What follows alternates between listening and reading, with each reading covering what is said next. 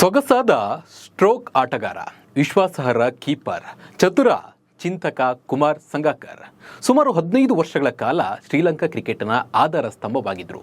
ತಮ್ಮ ದೇಶಕ್ಕಾಗಿ ಸುಮಾರು 500 ಅಂತಾರಾಷ್ಟ್ರೀಯ ಪಂದ್ಯಗಳನ್ನು ಇವರು ಆಡಿದ್ದಾರೆ. ನಿಮಗೆ ಇವತ್ತು ಈ ವಿಡಿಯೋದಲ್ಲಿ ಇವರ ಕ್ರಿಕೆಟ್ ಜರ್ನಿ ಬಗ್ಗೆ ನಾನು ತಿಳಿಸಿಕೊಡ್ತೀನಿ. ನಾನು ನಿಮ್ಮ ಶಿವರಾಜ್ ಬಾಣಂಕಿ. ನೀವು ಸುದ್ದಿಯನ್ನದ ಸಬ್ಸ್ಕ್ರೈಬರ್ ಆಗೋದನ್ನು ಮರಿಬೇಡಿ. ಹಾಗೆ ಈ ವಿಡಿಯೋವನ್ನು ಕೊನೆ ತನಕ ನೋಡಿ.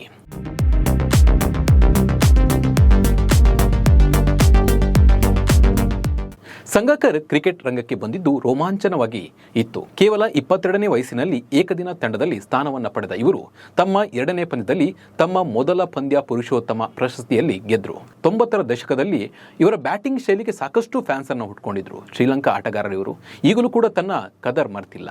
ಕುಮಾರ್ ಸಂಗಕ್ಕರ್ ತಮ್ಮ ಉತ್ತಮ ಸಹ ಆಟಗಾರ ಮಹೇಲ್ ಜಯವರ್ಧನ್ ಅವರ ನಾಯಕತ್ವದಲ್ಲಿ ಸಾಕಷ್ಟು ಸಾಧನೆಗಳನ್ನು ಮಾಡಿದ್ದಾರೆ. ಅಂದರೆ ಇವರ ಒಂದು ಸಾರಥ್ಯದಲ್ಲಿ ಇವರು ಇದ್ದಾಗ ಸಾಕಷ್ಟು ರನ್ಗಳನ್ನು ಇವರು ಗಳಿಸಿಕೊಟ್ಟಿದ್ದಾರೆ.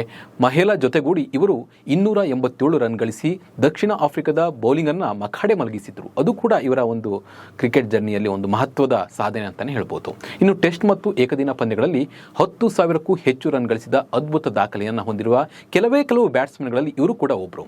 ಇವರು ಹೈದರಾಬಾದ್ ಫ್ರಾಂಚೈಸಿಯನ್ನು 3 ವರ್ಷಗಳ ಕಾಲ ಅಂದರೆ 2011ರಿಂದ 2013ರವರೆಗೆ ಇವರ ಕೋಚ್ ಆಗಿ ಇವರು ಮುನ್ನಡೆಸ್ತಾರೆ.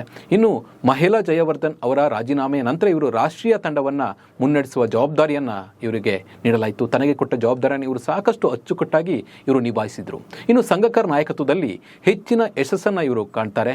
ಬಾಂಗ್ಲಾದೇಶದಲ್ಲಿ ನಡೆದ ತ್ರಿಕೋನ ಸರಣಿಯಲ್ಲಿ ಶ್ರೀಲಂಕಾವನ್ನು ಗೆಲುವಿನತ್ತ ಕೊಂಡೊಯ್ದರು. ಶ್ರೀಲಂಕಾವನ್ನು 2011ರ ವಿಶ್ವಕಪ್ ಫೈನಲ್ಗೆ ಕರೆದೊಯ್ಯುವ ಮೂಲಕ ತನ್ನ ನಾಯಕತ್ವವನ್ನು ಸಾಬೀತುಪಡಿಸಿದರು. ಆದರೆ ಫೈನಲ್ನಲ್ಲಿ ಸೋತಿದ್ದು ಇವರಿಗೆ ಸಾಕಷ್ಟು ನೋವನ್ನು ಕೊಟ್ಟಿತ್ತು. ಇದನ್ನು ಇವರು ಬಾಯಿಬಿಟ್ಟು ಕೂಡ ಹೇಳಿದರು. ಇನ್ನು ಸಚಿನ್ ತೆಂಡೂಲ್ಕರ್ ಮತ್ತು ಬ್ರಿಯಾನ್ ಲಾರಾ ಅವರೊಂದಿಗೆ ಟೆಸ್ಟ್ನಲ್ಲಿ 10,000 ರನ್ಗಳನ್ನು ವೇಗವಾಗಿ ಗಳಿಸಿದ ದಾಖಲೆ ಕೂಡ ಇವರು ಮಾಡಿದ್ದಾರೆ.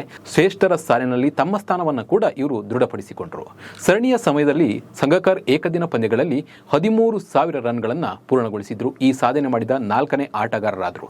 ಡಿಸೆಂಬರ್ 16, 2014ರಂದು ಇವರು ತಮ್ಮ ಕೊನೆಯ ಏಕದಿನ ಪಂದ್ಯವನ್ನು ತವರು ನೆಲದಲ್ಲಿ ಆಡಿದ್ರು. ಅಂದರೆ ಶ್ರೀಲಂಕಾದಲ್ಲೇ ಇವರು ಆಡ್ತಾರೆ. ಆಗ ಇವರು 33 ರನ್ನನ್ನು ಗಳಿಸಿದ್ರು ಕೊನೆಯ ಪಂದ್ಯದಲ್ಲಿ. ಜನವರಿ 4, 2015ರಂದು ಇವರು ನ್ಯೂಜಿಲೆಂಡ್ ವಿರುದ್ಧ 11ನೇ ದ್ವಿಶತಕವನ್ನು ಗಳಿಸ್ತಾರೆ. 2015ರಲ್ಲಿ ಆಸ್ಟ್ರೇಲಿಯಾದಲ್ಲಿ ನಡೆದ ವಿಶ್ವಕಪ್ನಲ್ಲಿ ಸಂಗಕ್ಕರ್ ಅತ್ಯುತ್ತಮ ಫಾರ್ಮ್ನಲ್ಲಿ ಇದ್ದರು. ಇವರು 500ಕ್ಕೂ ಹೆಚ್ಚು ರನ್ಗಳನ್ನು ಇವರು ಗಳಿಸ್ತಾರೆ. ಇದರಲ್ಲಿ 4 ಶತಕಗಳು ಸೇರಿವೆ. ಒಂದೇ ವಿಶ್ವಕಪ್ನಲ್ಲಿ 4 ಶತಕಗಳನ್ನು ಗಳಿಸಿದ ಮೊದಲ ಬ್ಯಾಟ್ಸ್ಮನ್ ಎಂಬ ಹೆಗ್ಗಳಿಕೆಗೆ ಇವರು ಪಾತ್ರರಾದರು.